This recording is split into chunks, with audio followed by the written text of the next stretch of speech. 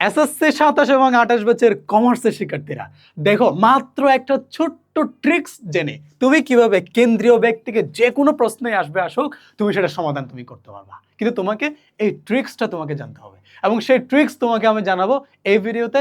দেখো, কেন্দ্রীয় ব্যাংক যেটা আছে অর্থাৎ কেন্দ্রীয় ব্যাংক অর্থাৎ তোমার হচ্ছে ফিনান্সের সর্বশেষ অধ্যায়, এবং এই অধ্যায় থেকে সে কোন ট্রিক্সটা জানলে তুমি এই অধ্যায়টা শেষ করতে পারবা।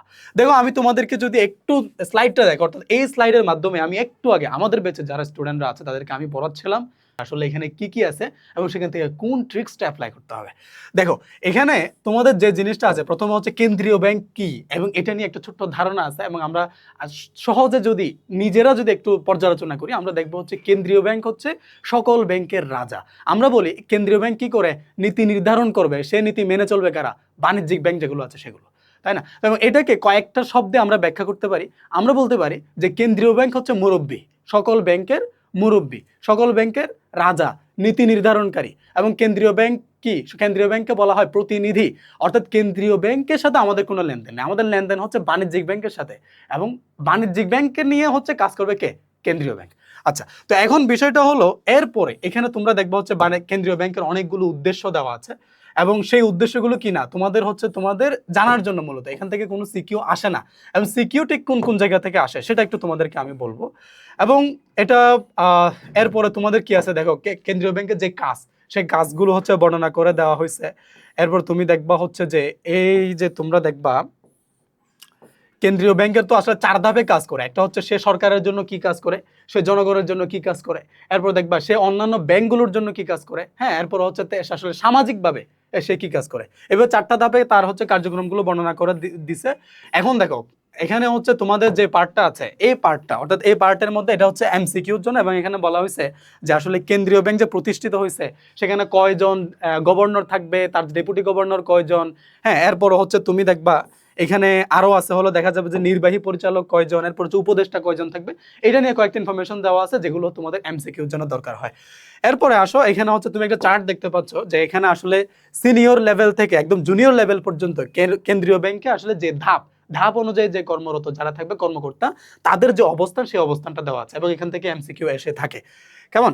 এরপরে সর্বশেষ এখানে কি আছে, সর্বশেষ আছে হচ্ছে যে অর্থনৈতিক উন্নয়নে বাংলাদেশ ব্যাংকের আসলে কি ভূমিকা সেটা দেওয়া আছে। এখন বিষয়টা হলো এখানে তোমার বইয়ে দেখবা অনেক কিছু দেওয়া আছে, অনেকগুলো টপিক দিয়ে অনেক থিওরি দেওয়া আছে, সব থিওরি গুরুত্বপূর্ণ না। এখন আসো সবচেয়ে গুরুত্বপূর্ণ যে জায়গাটা সেটা তোমাদেরকে একটু দেখাই।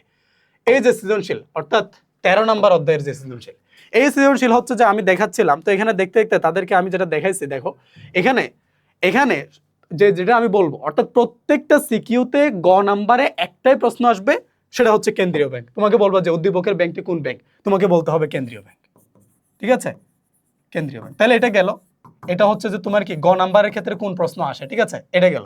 তাহলে এটা কি শুধু একটা প্রশ্নে না, তোমরা দেখবো যে তোমাদের বইয়ে দেওয়া আছে 15টা, 15টার মধ্যে 14টাই হচ্ছে কি আছে, এখানে বলছে গ নাম্বারে বলছে কেন্দ্রীয় ব্যাংক।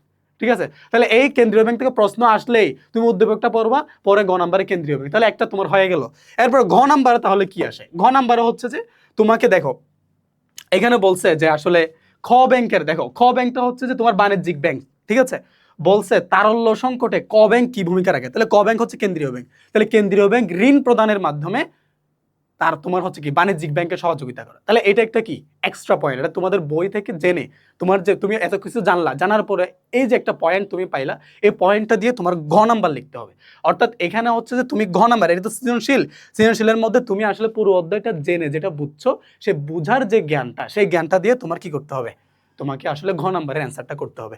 আমি তোমাকে আরো একটা ঘ নাম্বার যদি দেখাই, তুমি দেখবা, আচ্ছা এখানে এখানে আমি যদি তোমাকে যদি আরেকটু বলি, যে দেখো আরেকটু যদি বলি, এখানে দেখো এখানে বলছে হচ্ছে সেম, তুমি দেখবা হচ্ছে উদ্দীপক সুরমা ব্যাংকটি কোন ধরনের ব্যাংক, সুরমা ব্যাংক হচ্ছে কেন্দ্রীয় ব্যাংক। এখন দেখবা তিস্তা ব্যাংকের উদ্দীপকের কাজটি অধিকতর কর্মসংস্থান, আচ্ছা তিস্তা ব্যাংক হচ্ছে ধরো বাণিজ্যিক ব্যাংক, বাণিজ্যিক ব্যাংক কি করছে বলছে, এখানে বলছে হচ্ছে তুমি উদ্দীপকের কাজটি অধিকতর কর্মসংস্থান সৃষ্টিতে কি করে, সাহায্য করে। এবং আমি সেটাই বলবো যে সাহায্য যেহেতু কর্মসংস্থান, অনেক কর্মীর কর্মসংস্থান তৈরির মাধ্যমে অনেক লোককে বা অনেক মানুষকে কাজের সুযোগ তৈরি করে দেওয়ার মাধ্যমে তার এখানে কি হয়েছে, কর্মসংস্থান তৈরি হয়েছে। অর্থাৎ বিষয়টা ঘ নাম্বারে যেটা আসে সেটা বিভিন্ন পার্ট থেকে, যেটা তোমাকে এই যে অধ্যায়টা, এই অধ্যায় পুরোটা পড়ে তুমি যা বুঝছো, তোমার আসলে বোঝার যে জ্ঞানটা আছে সেই জ্ঞানকে অ্যাপ্লাই করে মূলত ঘ নাম্বারটা লিখতে হবে। আর গ নাম্বারটা কেন্দ্রীয় ব্যাংক, কেন্দ্রীয় ব্যাংক, কেন্দ্রীয় ব্যাংক। অর্থাৎ এই যে চ্যাপ্টারটা এখানে আমি আরো তোমাদের হচ্ছে যে ডিটেলসে আমাদের ব্যাচে যারা ভর্তি হয়েছে তাদেরকে আমি বুঝিয়ে দিয়েছি। অর্থাৎ এখানে এই ট্রিক্সটা অ্যাপ্লাই করবো তোমরা কি করবা, তোমরা সিকিউ আসলে তোমাদের পরীক্ষায় যদি এই অধ্যায় থেকে আসে, সুন্দর করে তুমি যখন ম্যাথ শেষ করবা থিওরি লিখবা, ওই থিওরি লিখতে গিয়ে চমৎকারভাবে এটা তুমি এই প্রশ্নের অ্যান্সারটা করবা। কেন করবা? ওই যে বললাম সহজ, তুমি গ নাম্বারে একটাই পার্ট আসবে, সেটা হচ্ছে কেন্দ্রীয় ব্যাংক, এবং কেন্দ্রীয় ব্যাংকের পরবর্তীতে তুমি কি করবা, বাণিজ্যিক ব্যাংক নিয়ে তুমি লিখে দিবা। কেমন? এই হচ্ছে বিষয়। এবং আশা করি তোমরা বিষয়টা বুঝতে পেরেছো। এবং কি করবা, তোমরা হচ্ছে ক্লাস বেলের পেজ এবং ইউটিউব চ্যানেলে নিয়মিত নজর রাখবা। নজর রাখলে কি হবে, আমাদের এখান থেকে সাজেশনমূলক ভিডিও, বিভিন্ন ম্যাথের প্রবলেম সলভিং ইত্যাদি তুমি জানতে পারবে। এবং কমার্স রেস্টুরেন্ট যারা আছে তাদেরকে নিয়ে আমরা কোন কার্যক্রম হাতে নিয়েছি, কোন পদক্ষেপ আমরা হাতে নিয়েছি, তার সব কিছু তোমরা জানতে পারবা। তো দেখা হচ্ছে পরবর্তী কোনো একটা ভিডিওতে। ততক্ষণ পর্যন্ত তোমরা সবাই ভালো থাকো এবং সুস্থ থাকো।